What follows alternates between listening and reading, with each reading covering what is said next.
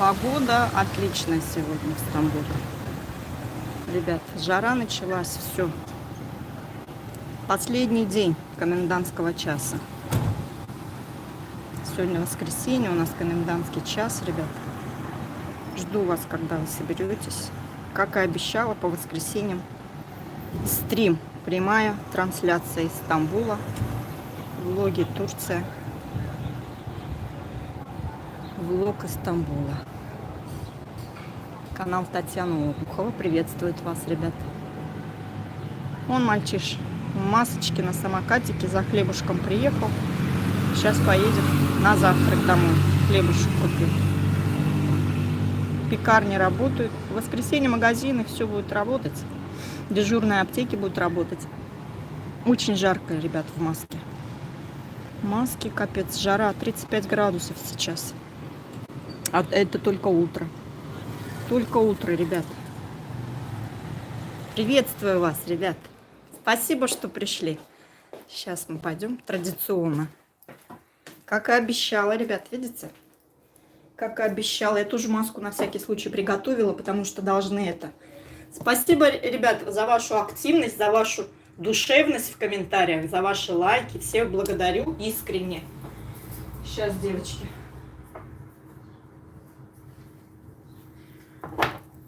Приветствую вас всех, ребят. 35 сейчас показывает. Это в тени 35. А еще начнется сейчас жара. Сейчас я включу, чтобы могла читать эти комментарии в чат.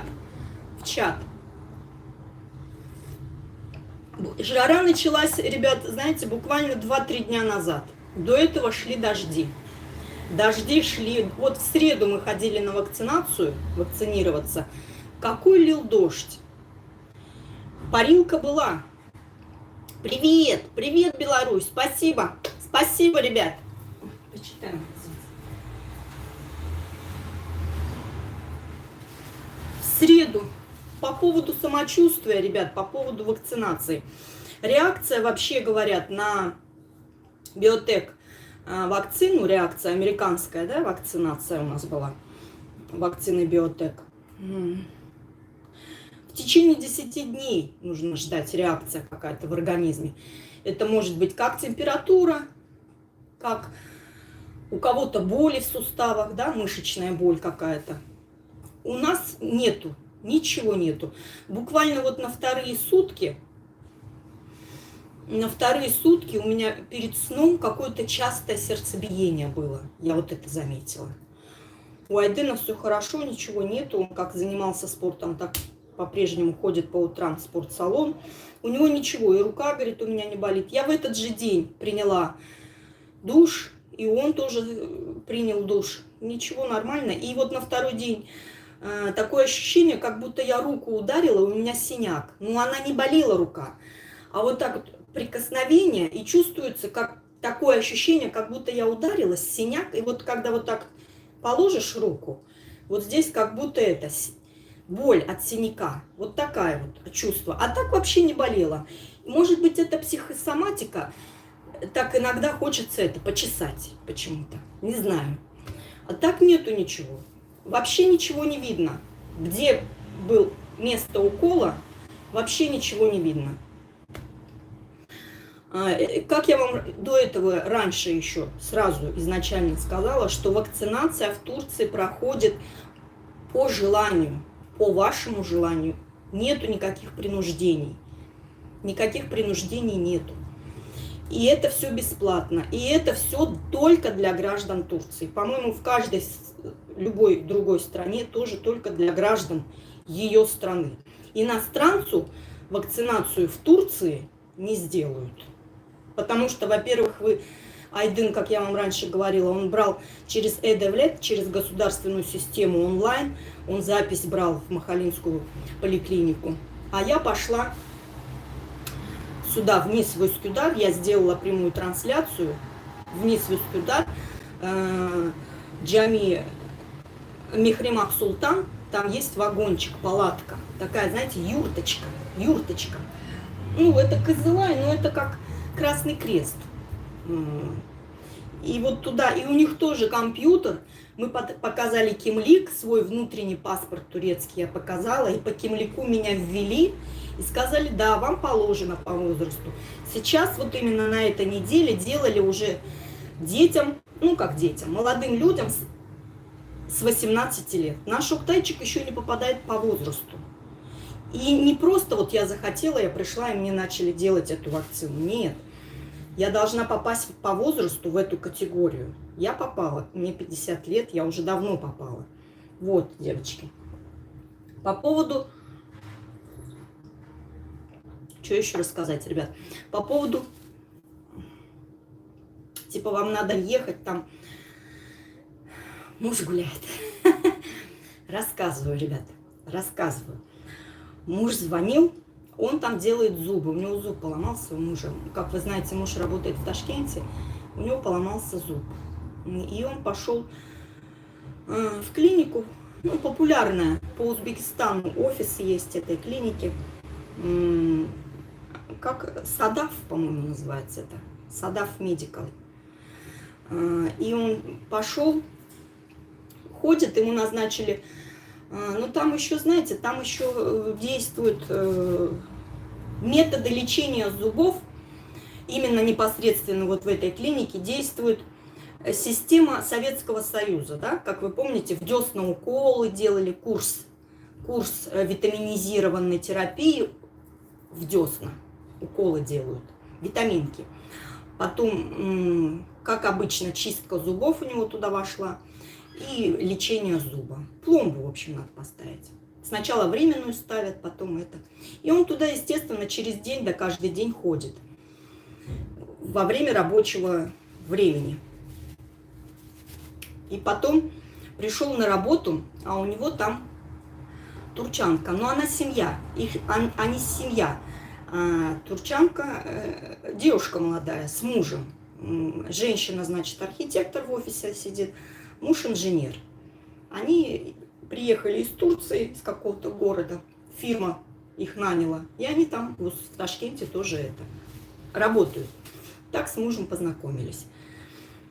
Она говорит, Аби, он пришел вот на работу. После этого зуб полечил, пришел на работу, сел, говорит, в офис.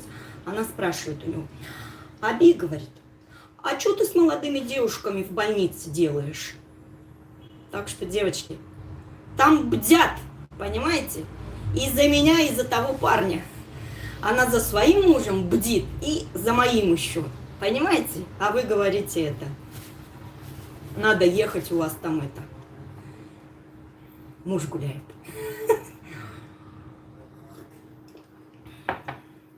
Девочки, еще есть вопросы. Сижу, жду. Кто подойдет еще? Прошлое воскресенье же не было стрима. Полентяничала, если честно. Вчера с Айденом ездили Эюп, Султан. Район Стамбула есть такой. Можете загуглить, посмотреть, чем он славится. Там очень много сейчас... ну, по Стамбулу Эюп много сейчас. Там же были старые застройки. Все эти старые застройки ломают, и Эюп это получается новостройка район. Там очень много квартир продается. Как с фундамента вы можете приобрести себе квартиру, так уже... Конечно, когда с фундамента приобретаете жилье, дешевле получается. Там можно это оформить, кредит, там все будет. Очень много строительства ведется в этом районе. И чем еще славен этот район? Там есть лунопарк, американские горки там есть, девочки. Там есть АВМ, мы ходили. АВМ называется Исфтамбул. Исфтамбул. Через Ф. Не Т, а с Ф. Исфтамбул есть АВМ, торговый центр. Огромный. И вот рядышком с этим торговым центром есть тоже огромная площадка. Издалека видно, когда едете вот именно непосредственно вот в этот Исфтамбул, торговый центр, со всех точек это видно. Огромные вот эти американские горки. Но он в данный момент сейчас не работает. лунопарк этот. Ну, видно его. Я там никогда не была, девочки, мне тоже было интересно. Такая огромная территория, вот это, эти лунопарк. Там вчера были. Недалеко мы ездили в фирму Биссе. Биссе – это знаменитая турецкая фирма. Там качество гарантируют. Ну и цена, конечно, повыше.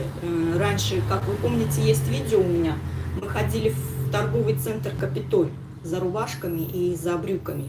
Классические рубашки, классические брюки. С 28-го же начинает работать, а это выходит в фирму уже. Сейчас-то он еще онлайн работает. И сейчас у них... Привет, милая Танюша. Привет, Викуль. Спасибо, девочки, мальчики, что пришли. Спасибо вам за лайки. Спасибо. Вот рассказываю, что привет из Киева. Привет, Наталья. Рада вас видеть. Ой, взаимно. Ребят, всех благ вам. Спасибо большое, ребят. Спасибо за лайки. Ходили с Айденом, говорю, вчера в торговый центр, район Эюб. Купили брюки, купили рубашки. Около 2500 нам обошлось. Но он хорошую нам скидку сделал, потому что мы с мужем туда ходили, и уже на мужа там оформлено, давно оформлено. Муж покупает, муж же это, богатырь, поэтому рубашки только в этой фирме он покупает. А там рубашки на мужа 350, вот когда мы покупали. Сейчас на мужа рубашки в этой фирме купить 550. Мы пришли вчера, Айдену тоже он дал, сезон, говорит, новый сезон за 500. Я говорю, не, а что, говорю, дешевле нету, что ли? Он говорит, есть старый сезон. Я говорю, ну ладно, пусть старый сезон. Он нам достал рубашки. Ну тоже скидку он делал. 245, вот так рубашка стоит. На Айден размер. У Айдена размер где-то 2XL получается. А раньше-то мы в Капитоле ходили. К Лолу вот есть. Добрый день, Вайтмон. Спасибо большое. Привет. Привет, Узбекистан. В Капитоле год назад на 1000 лир мы купили. Нам сказали, если на 1000 наберете, мы вам скидку сделаем. Там 20% что ли. И мы набрали на 1000. Ну это уже не пойдет. Во-первых, рубашки уже все застиранные. Воротнички уже понятно, что не пойдет. И Айден поправился. Сидение дома, девочки, это все-таки бабочка летает на цветочках. Бабочка. Маленькая такая. Невзрачная, не разноцветная, серенькая какая-то бабочка. И на гераньке он сидит. Вы туничку с брюками носить будете? Конечно, я так и ношу. Я же так и ношу, девочки. Тунички с брюками я всегда так и ношу. Вот туничка, вот брюки. Я вам же всегда показываю. Я так и ношу, девочки. Сейчас покажу. Улетела бабочка. Нет, не улетела. Вон, полетела, видите? Геранька расцвела, девочки. Вон она летает.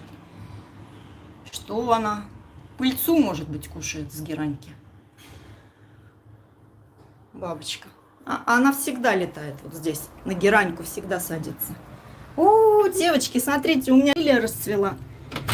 Ой, какой красивый, богатый цвет. Смотрите, девочки. Какой красивый, да, девочки? Магазин только что открылся. Октябрь работает сегодня. Фрукты все есть, девочки. Урюк по 20, виноград по 15, черешня по 20, персики по 18, слива по 15. Яблоки вот появились. Новый сезон яблоки. Арбузы, дыни в ассортименте, груши, ананасы, бананы, дыни, помидоры, огурцы, зелень. Фасоль, вот чеснок. Кукуруза. Кукуруза здесь в нашем магазине по 2,5, початок один. Все, девочки. А вот эти еще будут. Еще будут. Ой, жара, девочки, началась жара. Жара, облачка нету ни одного. Ни одного облачка на небушке нету. Все, девочки, жара началась. Сейчас я вас почитаю, ребят.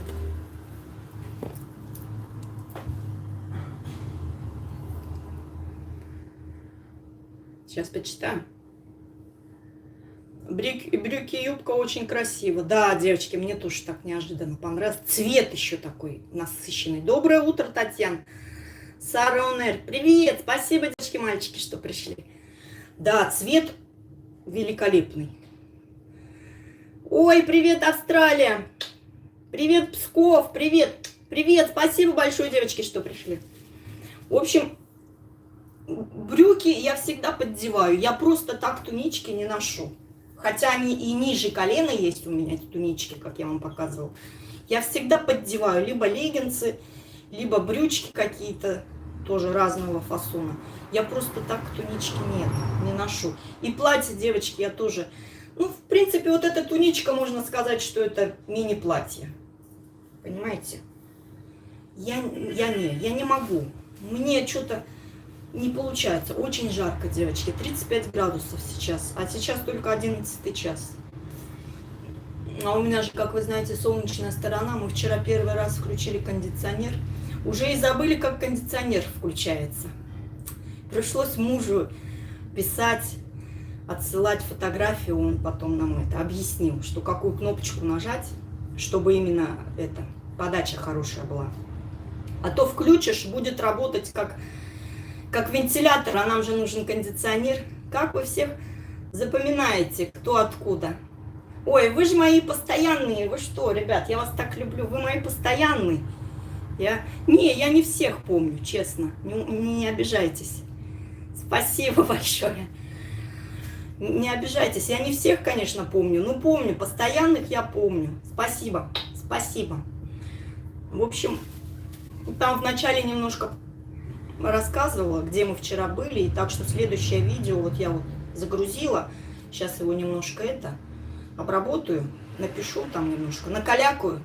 Калякули свои. И либо сегодня, либо завтра утром выпущу. Видео мы вчера ездили с Айденом, одежду купили. Дорого, девочки. И этому мужику я говорю, скидки не будет. Он говорит, я, говорит, на брюки он 700 лир где-то около. Скидку хорошую сделал. Одни брюки он нам продал по 250. Ну, хорошее качество. Я уже постирала, все повесила. И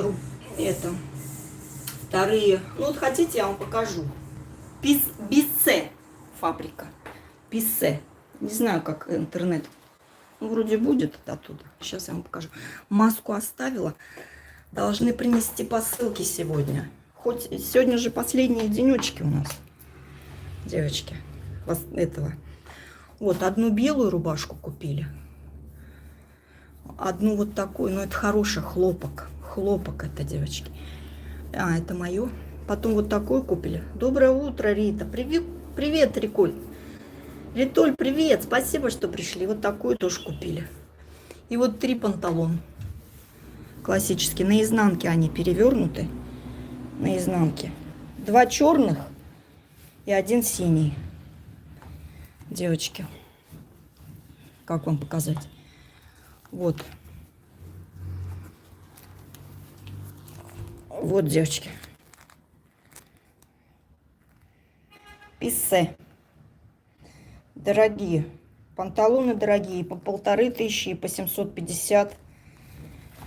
Дорогие.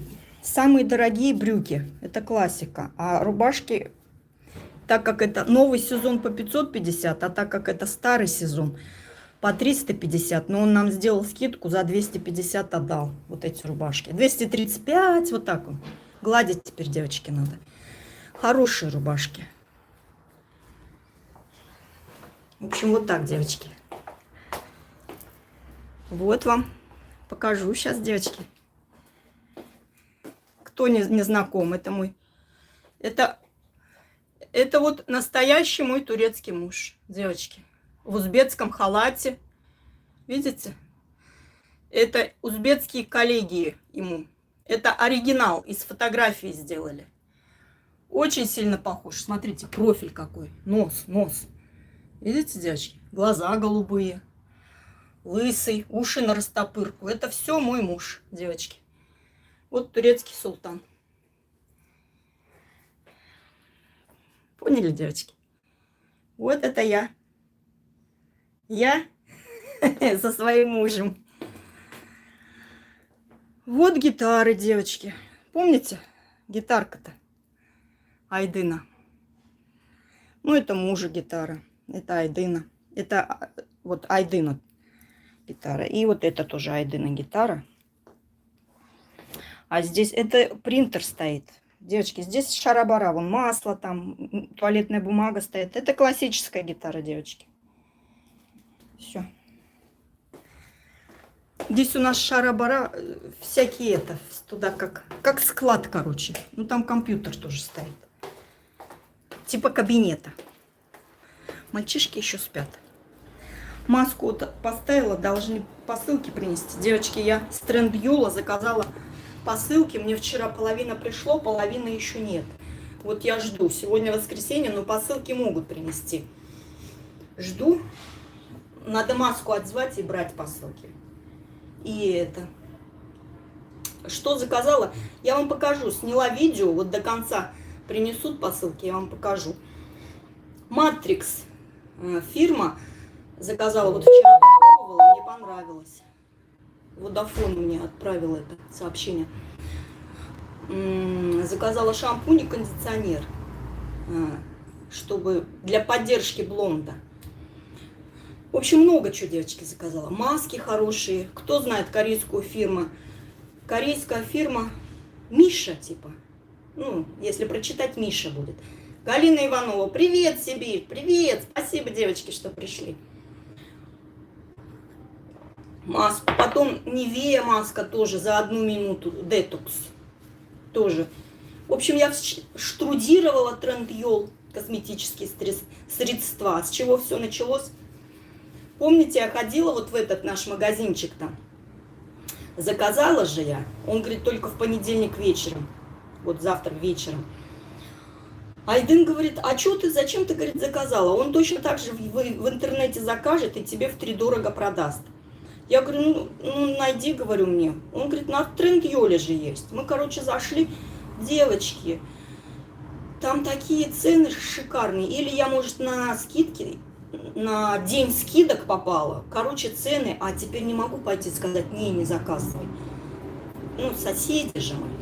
Понимаете? А вдруг когда-нибудь что-нибудь придется у него заказать? Короче, я говорю, не буду отказываться. Пусть он мне закажет. Ну, 100 с лишним будет его. Базу-то, помните? Базу мы ходили с вами. Под крем. Он мне принесет. Завтра вечером я у него заберу. Но уже отказываться неудобно. Привет, привет, Санкт-Петербург, привет, Олюшка. Короче, возьму. Ну, я заказала в Трендюле. Хорошие девочки, кто живет в Турции, зайдите на Трендюл, косметические средства. Отличная корейская фирма Миша. Да, вот Миша заказала. Я в видео сняла, девочки, покажу вам. Я вчера попробовала. Но я так поняла, оно... Там молоко. Нет, там бутер написано. Типа масло. Коровье, сливочное вот это, на основе. Я не могу сказать, что лицо вот так, лицо блестит. Вот так потрогаешь, лицо не жирное. Привет, передай, ребята. Курицу не надо, курицу вытащи. Это же из Гаратава. Из Гаратава это? Не видно? Ну, убери, я буквально 20 минут назад вытащила. Не хочет из Гаратава. Помните, я говорила, из Гаратава это вот. Вот отсюда и до колена. Куриная ножка-то, филе. Не хочет, он хочет грудку куриную. Да уже и курица надоела, если честно. Заказывали рыбу, тоже видео сняла. Девочки, капец, такие цены на рыбу. Из Сибири, блин, из Сибири хамси приезжают в Турцию. Это что за цены на хамси? Я вообще в шоке, девочки, честно. Ладно, в видео все расскажу. Как дела, ребята, спрашивают у тебя? Экзамены у него вчера. Июб же от нас не так далеко, но все равно ехать. Ехать все равно 20 километров. И трафик такой был вчера, капец. А у него экзамен в 6 вечера у Айдына. Он говорит, и батарейка. Мы же по навигатору, он свой телефон навигатор включает, а батарейка-то кушается от навигатора. И там 32%. Я говорю, ой, пошли домой. Говорю, пошли домой. И на экзамен, в 6 вечера экзамен. Я говорю, не дай бог не успеешь, и батарейка уже тут мало у тебя. Я говорю, ну я тебе интернет-то свой могу дать. Ну батарейка, у нас разные с ним телефоны. Не... Ну, короче, паниковала я. Девочки, вы же знаете, я еще та паникевша. И, короче, это пошли. И он купил себе, почему мы из Стамбул торговый центр ездили, купил себе, сейчас покажу, девочки, такую вещь. Сейчас, можешь коробку показать. Сейчас покажу. Вот такую вещь купил он себе. 500 лир стоит, девочки. Вот. Сюда ноги вставляешь, ноги, садишься, ну привет, как у вас погода? Жара 35 градусов, Олюшка. Главное регулярно пользоваться этими кремами. Вот в чем секрет. Ой, да, девочки, это точно. Главное не лентяйничать. В общем, здесь есть таймер. Ну, цифровой вот это вот штуковина, в общем, есть. Сюда ноги вставляешь, садишься на стул. На стул надо отдельно садиться, ноги вставляешь и педали крутишь. Педали крутишь. Где тут? Вот, девочки. Вот эти. И руки можно крутить. 500 лир. Вот. Под стол поставил и крути. Вот. Он, может быть, в офис с собой будет брать. Это 3 килограмма всего лишь. В офис, может быть, будет брать с собой. 500 лир стоит. Поэтому у него это пульс был. Жара же началась. И он же поправился. Он не хочет худеть. Ну, в смысле, вес хочет такой стабильный, чтобы у него вес был. Он же павер... Как это называется, девочки? Павер... Короче, на конкурс, где штанги поднимать. Он на этот конкурс планирует весной записаться и идти. Павер... Как-то... Повер... Ой, господи. Сейчас спрошу, как называется. Вид спорта, наверное. Айденчик. А как это павер-пурф? Да? Куда ты хочешь? Павер-пурф? Че? Ne diyorsun ya? Powerlifting. Пауэрлифтинг, во. Пауэрлифтинг. Вот, Босфордовна. Пауэрлифтинг, девочки. Весной.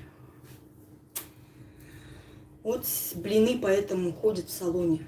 По 180 килограмм поднимает. Поэтому у него вес должен быть вот сейчас какой есть, он должен его сохранить. А это влияет, пульс очень у него, 150 пульс был. И он побежал вот эту штуковину вот эту купил. Павер пульф. Чё? Ой, сюда залетела, отсюда уже вылетела. В общем, вот такие вот дела.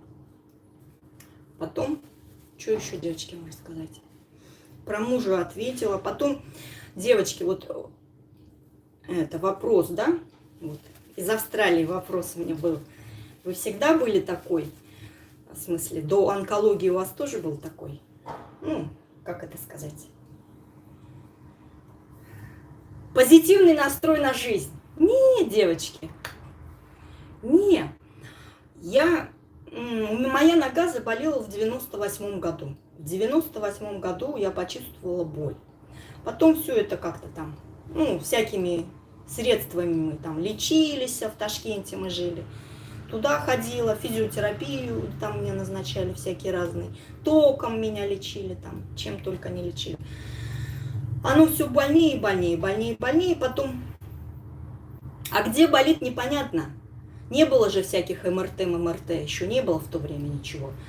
Потом я забеременела, у Ктайчика родила.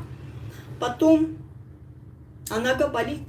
А потом, когда я уже у Ктайчика родила, я была беременна, и у меня начала расти шишка. И потом я родила,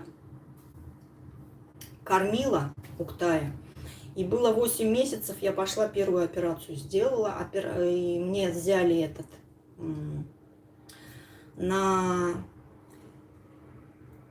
анализ взяли, онкологию не показала. Потом через год я опять пошла, прооперировала, так как шишка выросла.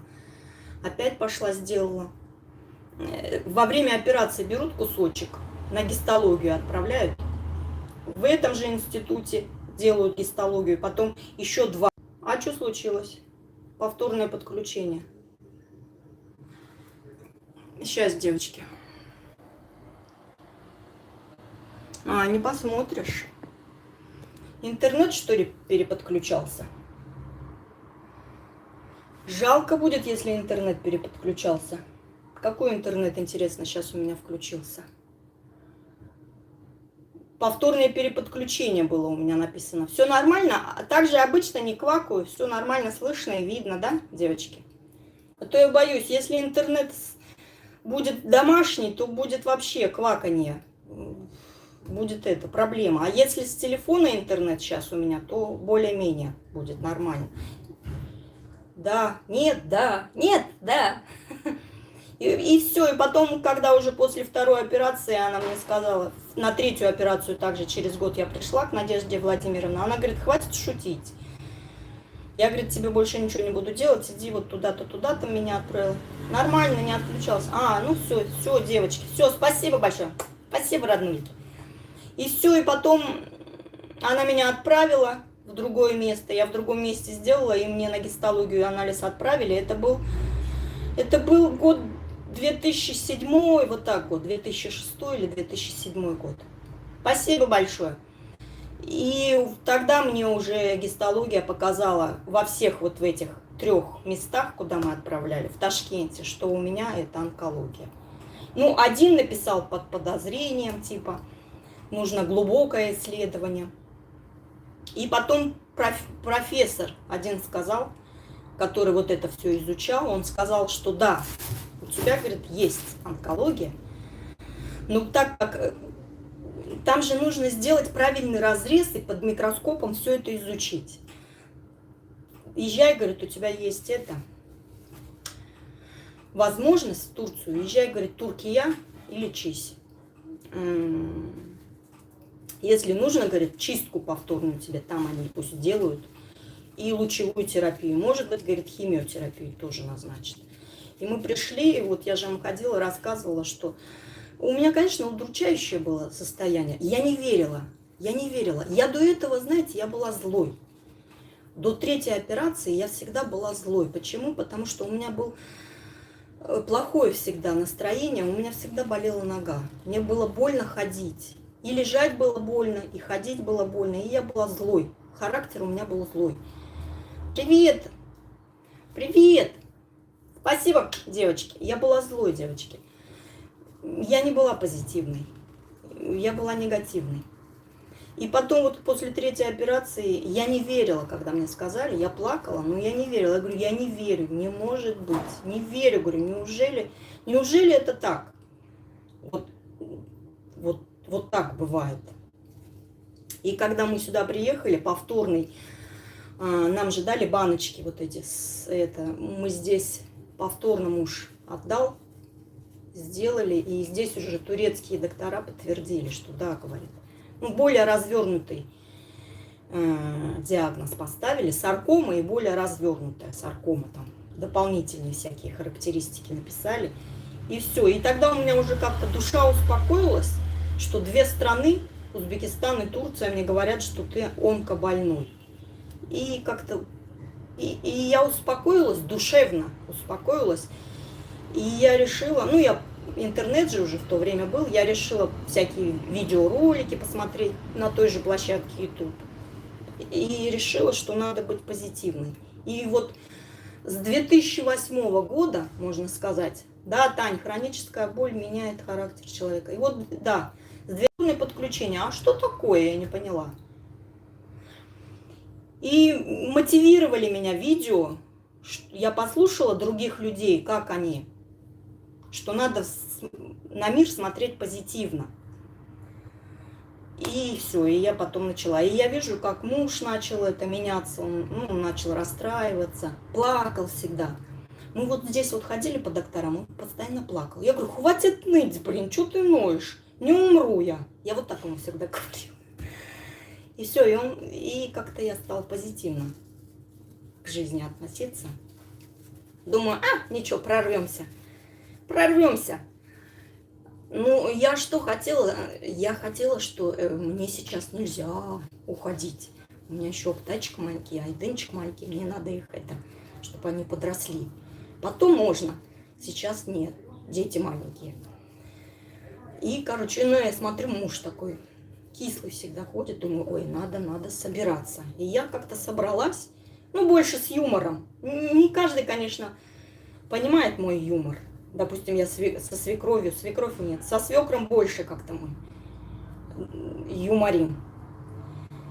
Как-то больше мы друг к другу подходим со свекром. Со свекровкой нет. Свекровь более какая-то такая. Турецкий кадын, короче, она настоящая свекровь. Поэтому как-то у нас не особо получается юморить. И, в общем, вот так. И потом, можно сказать, с 2008 года я начала вот так. С юмором по жизни. А до этого я была злой. Злой, потому что нога болела. И я была вечно всем чем-то недовольна. Все мне было не так. И еда дурацкая, и одежда дурацкая, и все дурацкое, и погода дурацкая, и все дурацкое мне было. А потом вот это вот все как-то... И боль же у меня уже прошла. Я здесь приняла лечение, потом мне еще повторную операцию 4-ю сделали. Боль ушла. Понимаете, боль ушла после лучевой терапии, как мне доктор сказал. Даже не могу вас представить с другим характером. Была я злой, девочки. Сидим где-нибудь в Ташкенте в ресторане, кушаем, да, принесут еду. Там, как, восточное гостеприимство, да, как-то. Я говорю, что он стоит над душой, пусть уйдет. Может, говорит, вы идите, мы если нужно, будем вас позовем. Что такие ложки дурацкие принесли? Пусть другую принесут. Ой, я знаете, какая была капризная? Мне все не нравилось, все. Нога у меня болела. Всегда. Вот я ложилась с болью, просыпалась с болью. У меня дергания всегда, судороги были. Постоянно стреляла нога моя. Постоянно стреляла. А находишься немножко, надвигаешься, потом ляжешь, ногу кверху поднимешь. И прям вот там стрельба в ноге вот так вот, прям. Боль была до такой степени, что аж звездочки перед глазами. От боли у меня были звездочки перед глазами. Было очень сильно больно. Но я не верила, что это онкология. До последнего я не верила. И потом, когда узнали, там друзья начали звонить, я говорю, ой, не надо мне звонить. Но я грубо с ними общалась. Там друзья, подружки, морально поддержать. Я говорю, не нужна мне ваша моральная поддержка, идите нафиг. Они там советы дают. Я говорю, откуда вы знаете, как у меня и что вы мне советы даете? Я очень грубо была с ними, очень. Я потом извинялась, конечно. Они меня хотели поддержать, а мне не нужно было. Я ушла в себя. И все. И потом вот после 2008 года, вот когда мы в Турцию съездили, и эту лучевую терапию начали принимать, мне стало легче. И боль, во-первых, перестала. Я же после операции в Ташкенте сразу приехала. Буквально на 21-й день после операции с шовчиками. В Ташкенте делали шовчики, ниточки. Нужно было снимать эти ниточки. И я их вот здесь, в Турции, в Стамбуле, у свекрови дома, я снимала шовчики. Я закрылась в комнату, купила бритву. Обычную бритву вот это. Мужчины же броются. Бритва. Которая, как в Советском Союзе, вот это вот. Лезвие для бритья. Я вот такую купила в пачке. Одну положила ее, водки не было, колония я взяла. Водки не было. Колония вот так протерла и руками пинцет. Пинцет у меня, знаете, какой был? Вот, брови выщипывала. Вот этот пинцет тоже колония протерла. Ниточку вот так подниму, ору. Как ору? Сильно не могу орать. У свекрови же там кругом соседи, акустика. Как говорится, в туалете пукнешь, соседу слышно. Я вот так вот ору, как бы молча. Ниточку подниму, бритвой чпокну и сижу. Успокаиваюсь. А там штук, не знаю, штук 11-12 шовчиков у меня. Привет из Баку, привет! Привет! Вы очень добрый человек. С 2008 года, девочки. Дай Бог вам здоровья. Спасибо взаимно. У вас все будет хорошо. Спасибо большое. Спасибо большое, Туран. Спасибо. Обнимаю вас, девочки. И все. И я вот так вот, там штук 11-12 шовчиков было. Я их сняла, салфеточку завернула, выбросила. И я как-то успокоилась. Я посмотрела, что ничего не разошло, нигде ничего, гнойничков нету. Я как бывшая медсестра же шарю немножко в этом. И повязки я делала. Потом к доктору пришли. Мы же доктора не сразу нашли, девочки. Ходили по докторам везде. Ну, по профессорам. По профессорам. Один профессор, он хирург. Хирург. Ну, таких, знаете, называют мясник. Мясник. Ну, грубо, ну, по факту. Он говорит, он меня к себе завел в кабинет. У него кабинет как процедурная. Там и перевязки делают, и он больных принимает, короче. А муж там в коридоре остался. Он мне говорит, а фамилия у него Кылыч. Кылыч это кинжал, типа. Понимаете? Фамилия. Ну, и фамилия соответствующая. Мощный такой дядька, турок, профессор такой. Чуть, может быть, на тот момент ему было 54 года. Симпатичный такой, мощный такой, голубоглазый, светловолосый. Симпатичный. Грубый у него такой голос, бас такой. Лучше поздно, чем никогда. И он мне говорит, ну, он почитал, мы же к нему приходили. Мы были в раздумье, что нам делать. Мы не могли принять с мужем правильное решение, потому что одни доктора, профессора говорили, вам нужно сначала прооперироваться. Я говорю, так 21 день назад мне сделали операцию. Куда еще оперироваться? Они говорят, мы так не будем делать. Мы должны сами вас прооперировать, а потом принять лучевую терапию вы будете принимать. Другие профессора говорили, ты можешь принять лучевую терапию, а потом, там, через 2-3 года она у тебя, если вырастет, опять будешь делать эту операцию. Но уже у нас. И мы не могли принять правильное решение. Можно было и так, и так. И вот этот Кылыч мне сказал, по-моему, его Ахмед звали. Ахмед Кылыч, что ли? Ну, Кылыч вообще фамилия. Он говорит, а что ты, говорит, думаешь? А у меня же турецкий не бельмес, но он все равно со мной общался. Он говорит, я тебе скажу, поймешь ты меня, не поймешь, но я, говорит, скажу тебе. Ну, я поняла, что он мне говорил. А муж был в коридоре. Он говорит, ты, говорит, что думаешь? Тебе, говорит, ты не думай. В конце концов, даже если ты примешь лучевую терапию, у тебя все равно выйдет шишка, тебе потом опять все равно операцию делать, ты будешь вот так бегать по операциям, и тебе, говорит, химиотерапия тоже не факт, что поможет. Но никто гарантию не давал, что после лучевой терапии не вырастет шишка, и что ты химиотерапию будешь принимать, тоже шишка не вырастет. Химиотерапия у нас здесь профессор, турецкая еврейка была. Ой, такая красавица женщина. Профессор, мы к ней пришли, она как-то по-особенному здоровается так. Это именно турецкие евреи так здороваются. Это мне муж потом сказал. Такая красавица, блондинка, длинный волос, профессор. По онкологии она тоже. Ура, прямой эфир. Спасибо, девочки, что пришли, мальчики. Спасибо, обнимаю вас всех. И она говорит, химиотерапию, она говорит тебе, ты, говорит, еще молодая, тебе не надо химиотерапию, оставь на потом. Ты, говорит, прими лучевую терапию. Химиотерапия, если, говорит, не поможет, потом посмотрим через несколько лет. Зачем, говорит, сразу все это делать? Это, говорит, не гарантия, что она тебе поможет, химиотерапия. И потом мы Она говорит, не надо, я, говорит, тебе не советую делать химиотерапию. Вот видите, от людей, от характера людей все зависит. И вот этот Кылыч сказал, говорит, давай, говорит, это ампутируем ногу и все. И говорит, проблем не будет. Проблем не будет. Я говорю, да ко мне же сказали, что, говорит, саркома. Саркома это не факт, если ты ампутируешь ногу. Не факт, что она у тебя не будет. Она у тебя уже есть, саркома, в крови.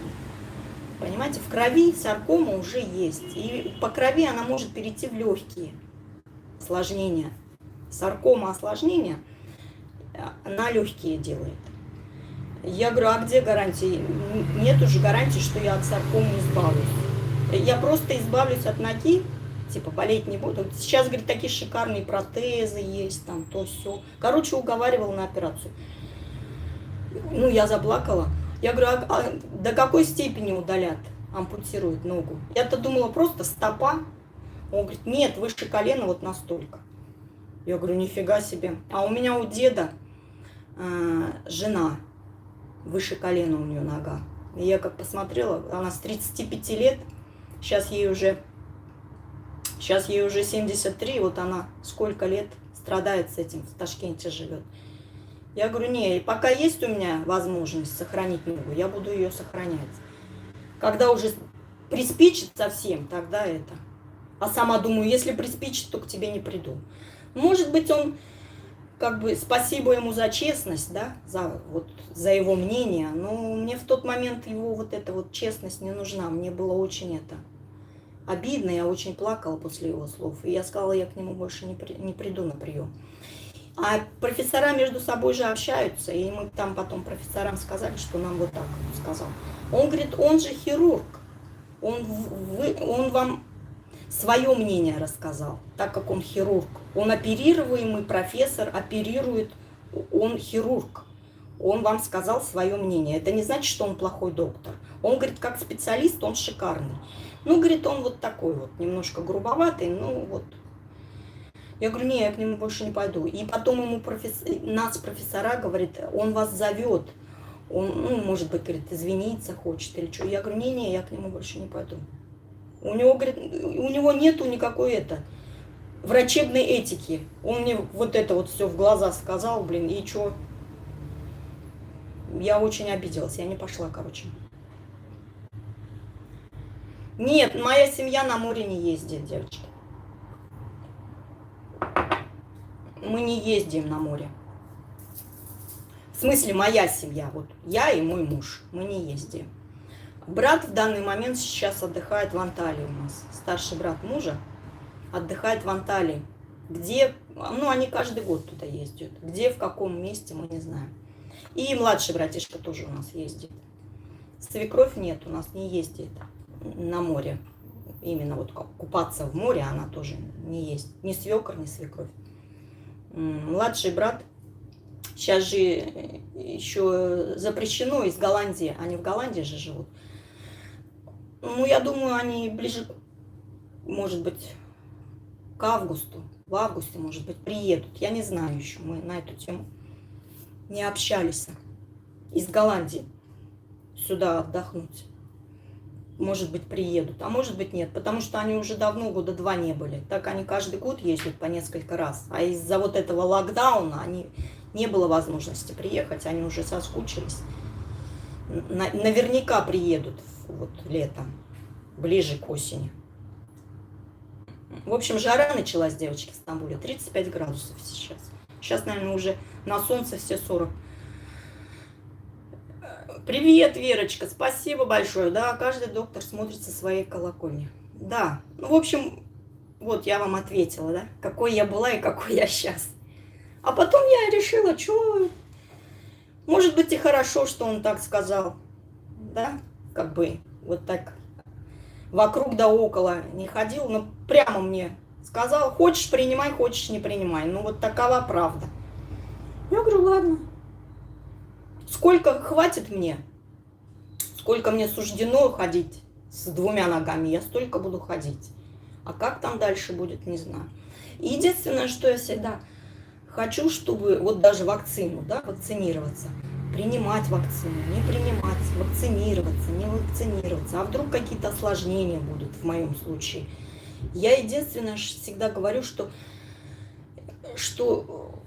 как бы мне-то что, обуза я буду для вас, для мальчишек, для мужа, понимаете? Чтобы обузой не быть, я всегда об этом думаю. Если будут какие-то осложнения, чтобы не быть обузой для своей семьи. Понимаете? И так большие расходы на меня вечно. Еще мне крема надо покупать. Я же говорю, на лечение моей ноги, вот чтобы сохранить мою ногу, ушло полквартиры. В тот момент я знала, что у меня близится операция. Если лучевую терапию сделали бесплатно по СГК мужа, в тот момент я еще не была гражданка Турции, у меня был вид на жительство, и я как жена турка имела право пользоваться его медицинской страховкой. Медицинская страховка мужа покрыла все расходы на лучевую терапию, лечение моей ноги. А операцию уже нет. СГК эту операцию не покрывала. Нам сразу профессор мой, вот это Önder, он так сказал, что страховка не покрывает операцию. Вообще не распространяется на операцию такого типа. И все. И тоже как-то был стрим, я вам озвучивала, что сколько ушло денег. Но это ушло полквартиры. И в этот момент муж работал в Сочи. Он приехал через 3 месяца на продление визы. Его работа, и фирма отправила в Стамбул, чтобы он визу продлил. И отпуск у него был. И он приехал и смотрит, что я так хожу.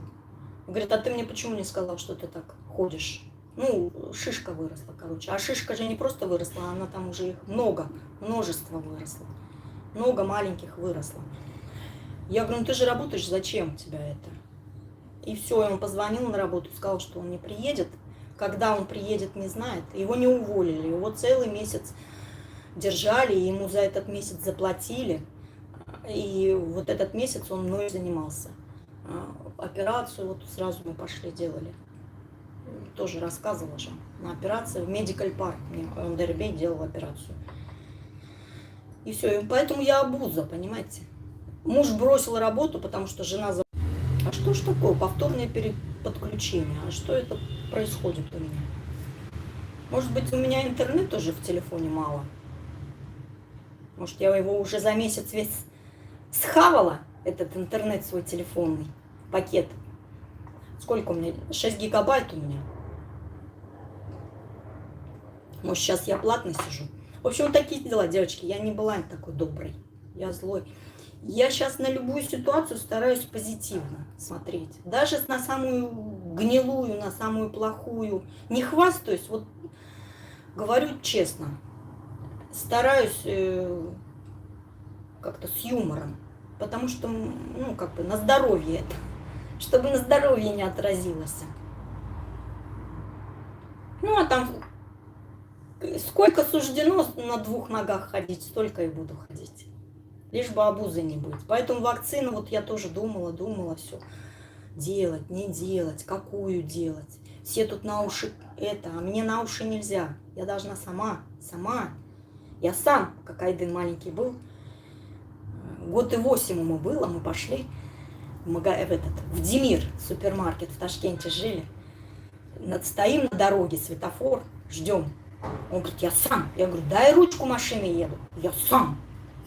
Он такой был хомячок у нас. Я сам. Ну, он рано пошел и рано начал говорить, и зубы в 3,5 месяца у Айдына уже 2 зуба вот здесь торчало. Быстро у него. 7-8 месяцев у нас уже все, что положено было, зубы были у Айдына. У Октай нет, Октай поздний. У Октай все позже. И ходить он начал позже, и говорить позже, и зубы у него позже. У Октай все поздно. А у Айдына все рано. И любовь у него рано, все рано у него. В 4 года он уже был готов жениться.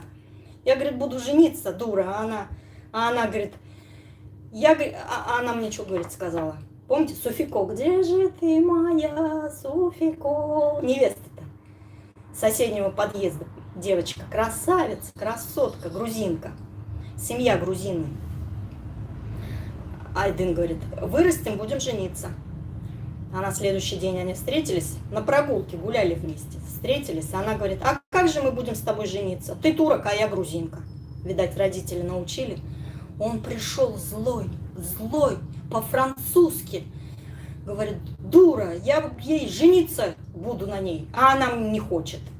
Обиделся. 4 года ему было.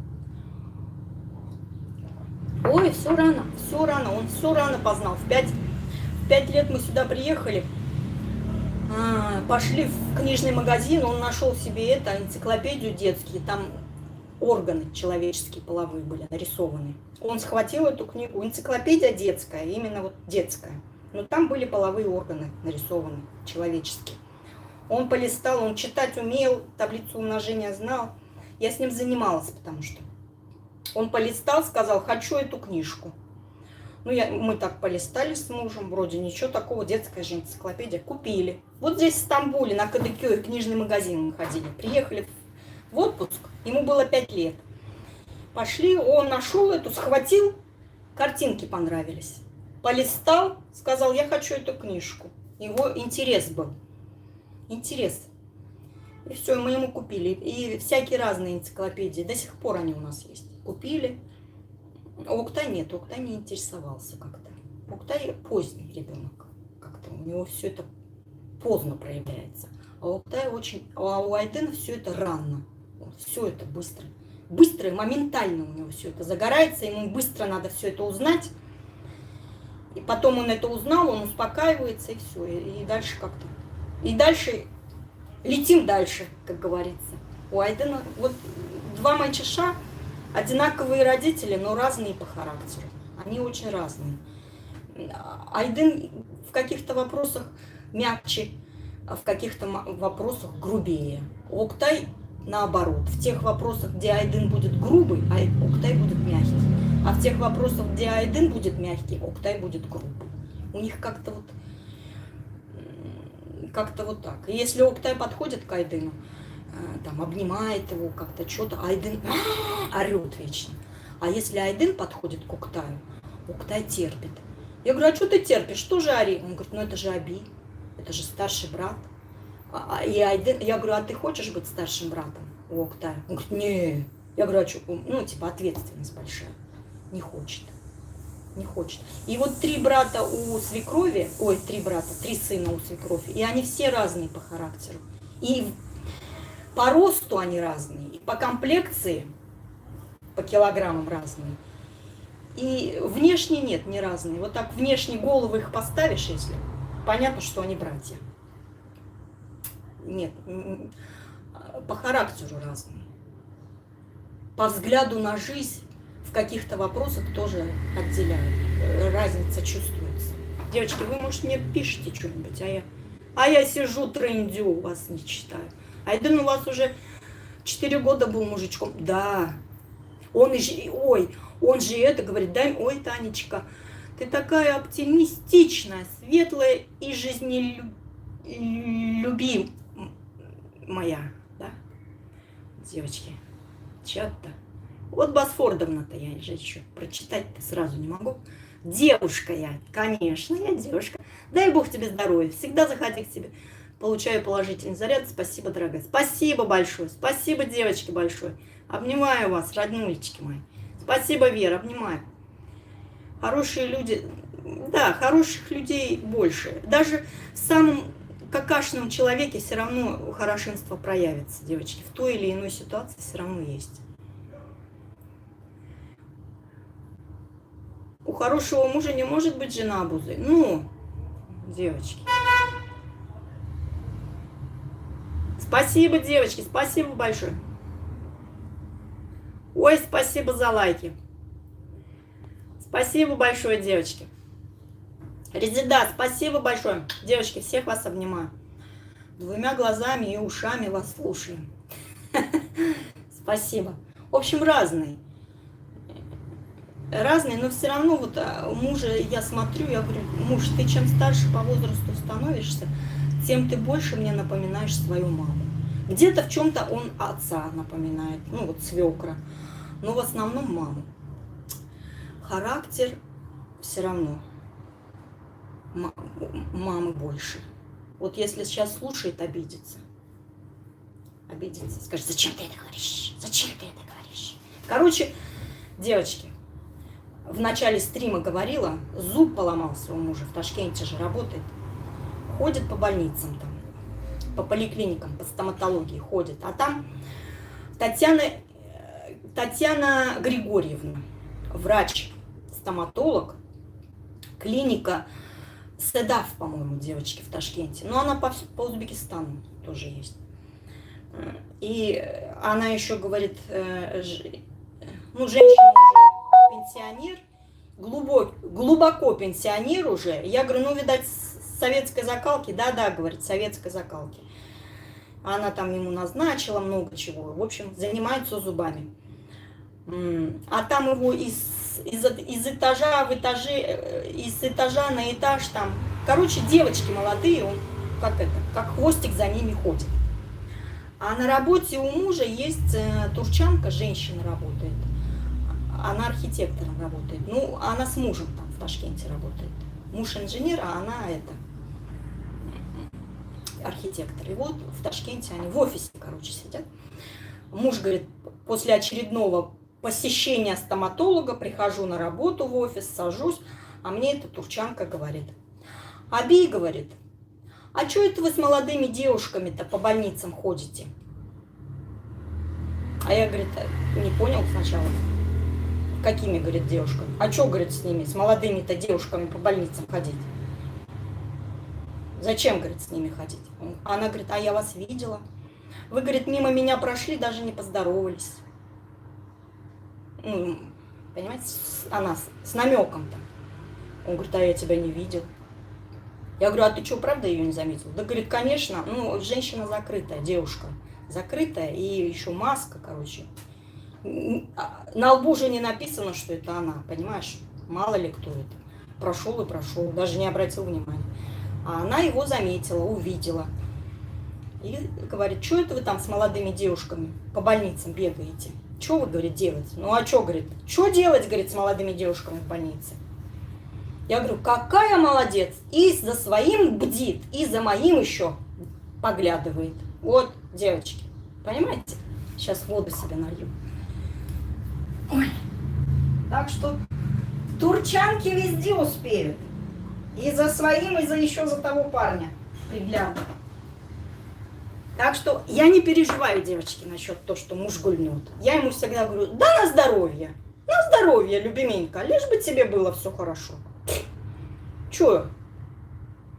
Девочки, если я узнаю, порву. Это я так, бла-бла-бла. На самом-то деле нет, конечно. Какая женщина приятная, нет? Ну, я же говорю, с юмором и с позитивом. И он мне сразу позвонил и эту ситуацию рассказывает. Сразу. У него язык за зубами не держится. У него, если что-то такое случается, он сразу рассказывает.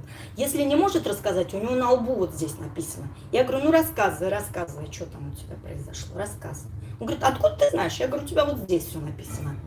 Так что, девочки, он меня знает как облупленную, я его знаю как облупленную. Я не боюсь, что он гульнет. Ну, погуляет и придет, куда денется. Где такую дурнделу-то еще найдет? И я тоже уже не найду. Мы не в том возрасте, девочки. У нас это уже все. Мы этот период, этап жизни, мы это уже все прошли. Я же вам рассказывала, и видео у меня даже на канале есть.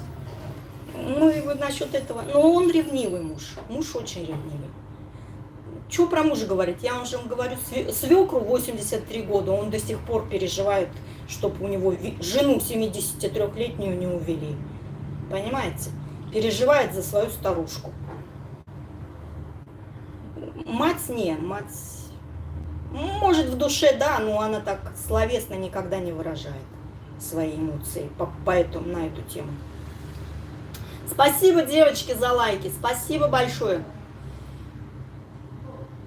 Конечно, мне будет приятно. Спасибо, девочки, большое. Что вам еще рассказать, не знаю. В общем, завтра видео, наверное, завтра давайте загружу. Что вас это тоже утруждать? Как мы ездили в торговый центр из Стамбул, там лунопарк. Красота. Кто из вас катался на американских горках, девочки? Я бы... Хочется, конечно, вот этот адреналин хапнуть. Ну, не знаю, это же надо держаться и руками, и ногами упираться. Не знаю, прям дух бы захватил, да? Вот на этих американских горках-то. Там издалека их прям видно, вот этот лунопарк. Я вам покажу видео. Интересно. Не знаю, я бы подумала. Не-не, я боюсь. А я бы, может, еще даже на первое сиденье села. На первое сиденье, чтобы все видеть вот это вот. Прям вот, ух. Люблю ваши болталки. Ой, язык без костей, девочки. Смотрю, здесь у меня капец мусора. А 2 дня назад пол подтирала и подметаю каждое утро. Каждое утро я подметаю, а окна, двери все открыты, сквозняк. Девочки, ночью спать невозможно. Вечером легла, жарища, капец. Вчера еле с кондиционером разобрались, чтобы включить. Забыли уже, как включать. И я тоже. Боитесь, да, девочки? А я бы вас с собой взяла в прямую трансляцию, прикиньте. Вот кайф был бы, да? В прямой трансляции на американских горках. В первом ряду я бы попросила на первый ряд. Сказала бы, у меня прямая трансляция на канал YouTube. Давайте, будем звездами. Села бы. И как бы я бы держала? И камеру надо держать. Там же ветер, наверное. Сдул бы к ядрене фени мою камеру. И самой надо держаться, и камеру. И я бы еще и орала. Наверняка бы орала. Да 100% бы орала. А зато какой эффект бы был потрясающий. У нас в Питере тоже жара, она аномальная. Девочки, у нас буквально 2-3 дня, как вот началась жара. В среду-то еще дождь шпарил. Мы все промокли. Шпарил дождь. Ну, было тепленько, но не до такой степени. Сейчас 35, в 9 утра, в 10 утра уже 35 градусов. А что будет дальше? На солнце вообще 48-45. Солнечная же сторона у меня. Термометр стоит на солнце. Ветер горячий, прям пустынный ветер. Но он периодичный, как-то циклонный он как-то. То прям жарой подует, как будто с печки. Как будто открыли фырын, духовку, и ветер подул оттуда. А бывает как-то, он как-то так вот. И облачка нету. Нету. То есть, то нету. В общем, не знаю. Девочки, будем закругляться. Час посидели. Наболтала вам в 3 короба. Ну, не сбрехнула. Ничего не сбрехнула. Рассказала. Если есть вопросы, девочки, американские горки как страшно гремят. Ого, да, звук же там еще. У нас есть что-то подобное. Диснейленд.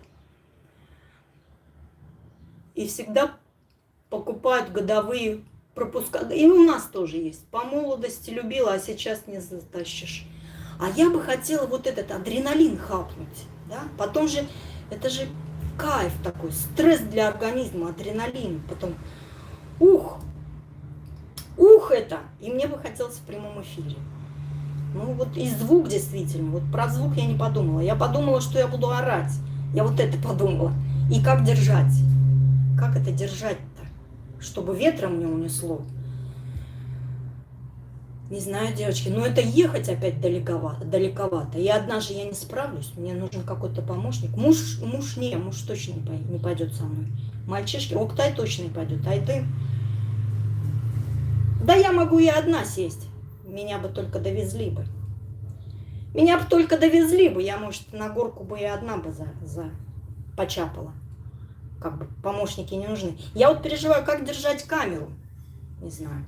Викуль, привет! Опоздала, блин. Так, штрафной. Эх, жалко, у меня не наливают. А то бы налила.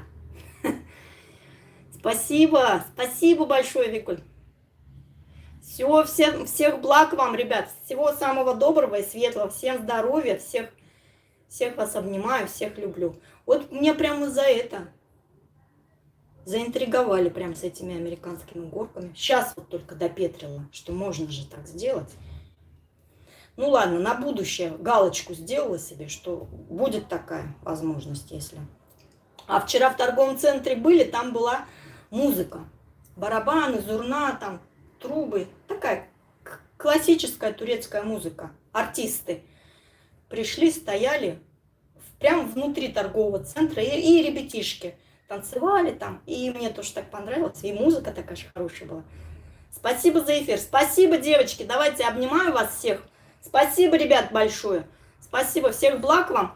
Всего самого доброго и светлого. Спасибо за лайки, за вашу душевность. Ирландия, привет. Привет. А мы уже все. Закругляемся, девочки. Уже час посидели. Кому интересно, сначала стримы посмотрите, девочки. Если есть вопросы, отвечу под видео в комментариях. Когда это видео выйдет, стрим? Может вечером, может завтра утром выйдет. Обработка сама площадка YouTube сделает и выйдет видео уже в открытом доступе. А так можно в плейлистах всегда посмотреть. И кто подписан, нажал на колокольчик, это оповещение придет вот на этот стрим. Все, ребят, всех вас обнимаю, люблю. Пока, ребят. Спасибо большое вам.